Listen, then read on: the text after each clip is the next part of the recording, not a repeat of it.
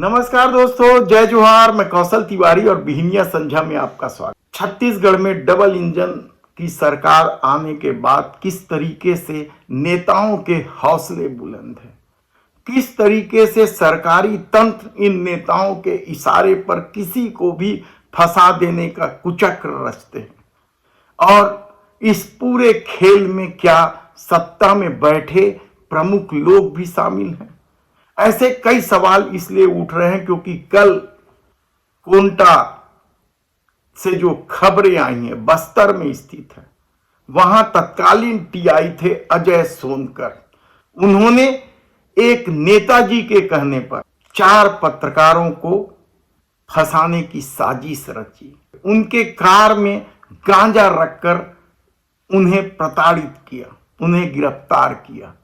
तो क्या यह खेल दूसरे स्थानों पर भी हो रहा है? और पूरा मामला रेत माफियाओं से जुड़ा हुआ है। आंध्र प्रदेश का बॉर्डर, जहां बड़ी संख्या में अवैध रूप से रेत उत्खनन किए जा रहे हैं और इसे दूसरे राज्यों में भेजा जा रहा है।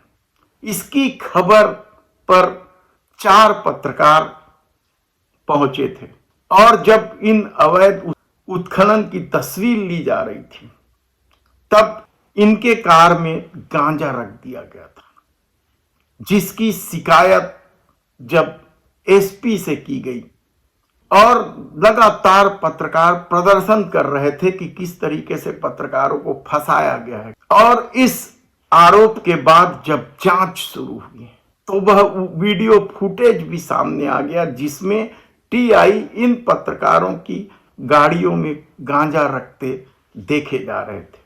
जांच हुई तो सारे सबूत सामने आ गए। लेकिन क्या यह काम केवल टीआई रेत माफियाओं के इशारे पर कर रहा था या इसके पीछे कोई बड़ा हाथ था? टीआई अजय सोनकर को सस्पेंड करके जेल भेज दिया गया, लेकिन सबसे बड़ा सवाल तो यही है कि ठीक गिरफ्तारी के पहले टीआई अजय सोनकर ने अपने फेसबुक अकाउंट में यह दावा की, यह लिख दिया कि नेताजी को बता देना। कौन है वह नेताजी? इसे लेकर कई तरह की चर्चा है।